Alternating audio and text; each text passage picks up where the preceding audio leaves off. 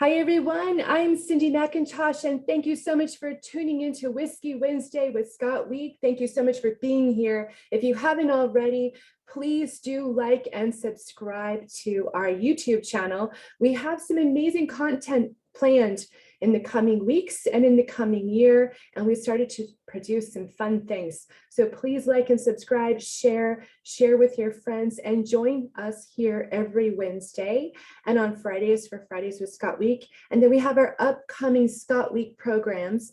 We're really excited that the Royal Scottish National Orchestra has gifted to us its Symphony Number 5, Beethoven's Symphony Number 5, which we will air on April 22nd, which is a Friday at 7 p.m.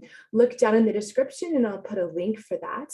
And then also Saturday, April 23rd is Scott Week's ScotCon, or business conference, business and innovation, as well as sustainability. And we interview and go on location to interview people from all over Scotland, all of their businesses, the different types of innovation and the sustainability given the net zero project from last year. It's all really exciting information. So plan to tune in starting at 9 a.m. April 23rd. And then last but absolutely not least, April 24th, tune in again 9 a.m.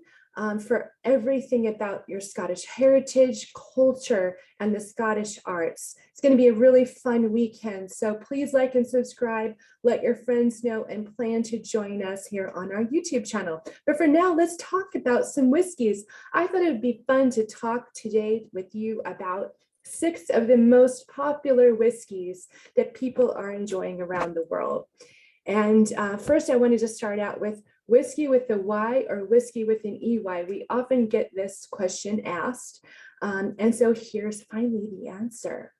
So one-time world leader in whiskey production, Ireland added an E in 1875 to distinguish their product from the Scottish version in the American market.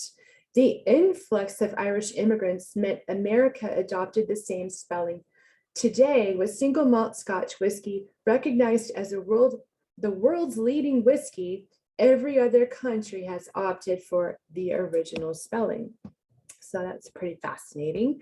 So let's just start with Scotch whiskey, something very near and dear to our hearts from Scotland. And here is one of our big Scott Week supporters. Thank you, Lauren Cousin. And this is a bottle of Glenfiddich. We just had Lauren on about a week or two ago. With Scotch, there are hundreds of operating distilleries, but everyone must mature its product in Scotland for at least 3 years and 1 day. So we've had a lot of single malts on for Whiskey Wednesday. Here I'm just showing you a couple, Talisker from the Isle of Skye and Glenfiddich, just so that you can see those. We actually need to do a segment with just Talisker. That's going to be fun. We're going to be on location at Talisker Distillery this coming August. So that's going to be really, really fun. And then we have the Irish whiskey. So I had to really look around, over 400 bottles of Scotch here, and I had to search for Irish whiskey. Here's a bottle of Jameson. This is probably the most common. I also really love Tullamore Dew, which is owned, by the way, by the Scottish William Grant & Sons that produces Glenfiddich and also the Balvenie. So that's interesting. But Tullamore Dew is a really nice, smooth Irish whiskey. Most Irish whiskey is made in a pot still and distilled 3 times, as opposed to the more common Scottish double distillation, and is famed for its very smooth character. And then we have American whiskeys.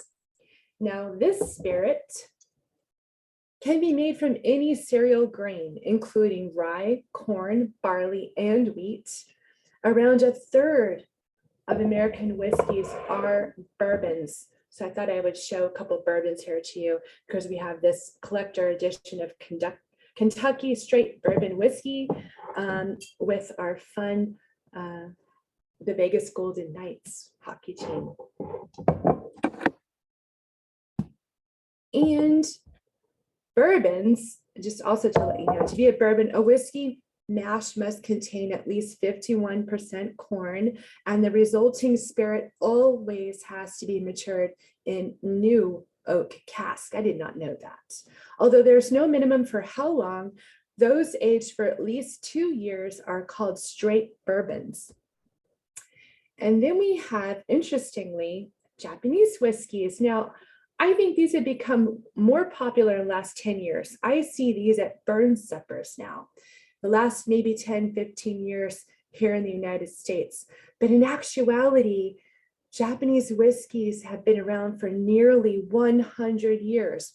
The Japanese whiskey industry offers traditional flavors like peat, but also include new and innovative elements such as aging in plum wine casks. And if you haven't tried a Japanese whiskey aged in a plum wine cask, I highly recommend it. If you like just a little bit of sweetness in your whiskey, I call this, not to be sexist at all, but I call this a ladies' whiskey because I feel like we like to have a little bit of sweetness in our whiskey sometimes, not to be missed. And then finally, last but not least, Canadian whiskey. Here's a Canadian club. Canadian whiskey is known for the inclusion of a small amount of rye in their maltings. Canadians also use a combination of barley, corn, wheat grains to create liquid famed for its smoothness. So please, as always, let us know in the comments down below if you have a preference of whiskeys. We would really like to reach out to a brand ambassador and have them come on one of our Whiskey Wednesdays and tell you a little bit more about that whiskey. So give us a shout and let us know what you would like to hear more about. And just to further differentiate about some of these whiskeys, a single malt Scotch whiskey is a whiskey that's produced in batches only from water, malted barley, and yeast at a single distillery using copper pot stills. Now, single malts are often peated, and to be peated, and when you taste that peated flavor, it's because when they dry out the barley, they're using a peat fire with the smoke from the peat to dry out the barley. And depending on how long they dry out the barley with the smoke from that peat will depend on how much of the peaty flavor will be infused into the Scotch ultimately. And so if I think of some of the most peated Scotches that I know, Lagavulin and Laphroaig would be two. Now, a single grain Scotch is a product of a single distillery using other grains like wheat and corn, maybe some maize, as well as barley, made into a continuous still to give a lighter, more subtle flavor, which makes it ideal for blending ultimately. And then you have your blended malts, which are the product of a more than one distillery. This is a combination of a different single malt Scotch whiskies to achieve a very specific flavor and character. Some of the world's most best-selling spirits are blended Scotches and are a combination of one or more single malt Scotch whiskies with one or more single grain Scotch whiskies. And blended grain whiskies are a blend of a minimum of 2 single grain Scotch whiskies, usually produced at different distilleries all across Scotland. So we are going to try to make sure that we are able to bring to you a brand ambassador from every single Scotch distillery across Scotland. This may take us a couple of years. I believe that there's 124 current distilleries with more in the works.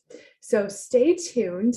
It's going to be exciting. Some we will do through either Zoom or through another channel where we can just come online while we're here in the States and we can connect with our partners in Scotland, and some we will do on location in Scotland. So it's going to be really fun. So come along with us. We will definitely be on location for the whole month of August in Scotland. So don't forget to like and subscribe. I hope you enjoyed a little bit of information about 6 different enjoyed whiskeys around the world today. And we will see you on Friday for Fridays with Scott Week. And goodbye for now.